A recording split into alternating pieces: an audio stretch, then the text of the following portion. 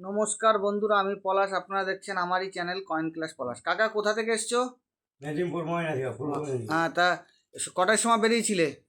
আমি রাত্রি 3টার সময়। তা আমার কাছে আসতে হলে আগের দিন ফোন করে বুকিং নিতে হবে তো? হ্যাঁ, আমি বলছিলাম কালকে, হ্যাঁ। কিন্তু আমার আসতে একটু রাস্তা অন্য জায়গায় ঘুরে আসার জন্য। কোনো ভয় আছে এখানে আসার পর? না, এখানে কোনো ভয় নেই। ভয় আছে না, এমনি আসতে ভয় লাগছিল আসতে ভয় রাস্তা দিয়ে বর্ধমান থেকে ভয় লাগছে। ওইটাই ভয়, আর কিছু হ্যাঁ। ভয় নেই।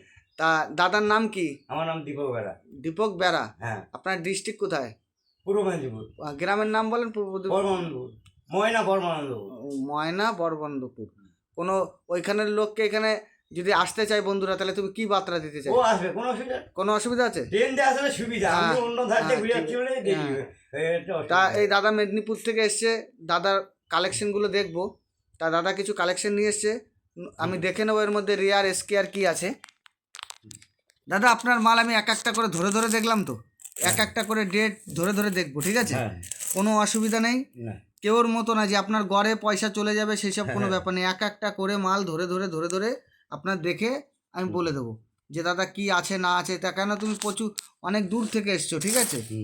রেয়ার যদি কিছু আপনার থাকে আমি বলে দেবো, ঠিক আছে? দেখো দাদা ভাই এরকম কালেকশন নিয়ে এসছে, এবার আমি এক একটা করে ধরে ধরে ধরে ধরে বেছে বলে দেবো।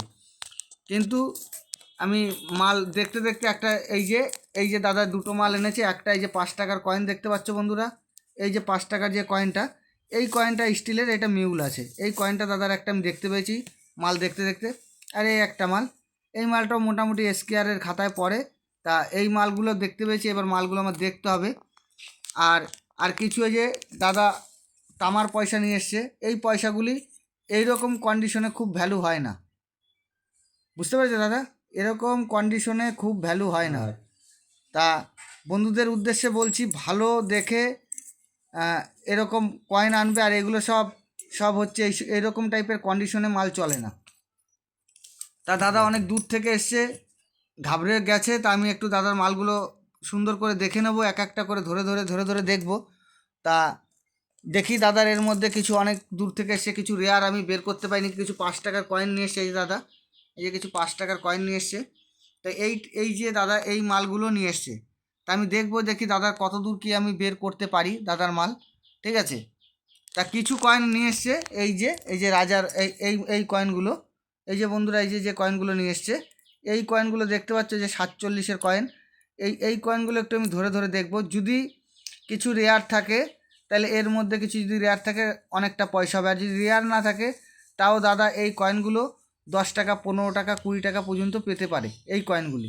তা বন্ধুরা এগুলো যে একদম কমন কয়েন তা নয়, এগুলো বন্ধুরা যত্ন করে রাখবেন, কিছু দাম মূল্যবান দাম হতে পারে, ঠিক আছে? তা দাদা খাওয়া দাওয়া কি করে যাবে তো আমার বাড়ি থেকে? কেন খাবে? আমি আপনাকে তা আপনাকে ফোনে কি বলেছিলাম, খাওয়া দাওয়া করবেন বলেছিলাম।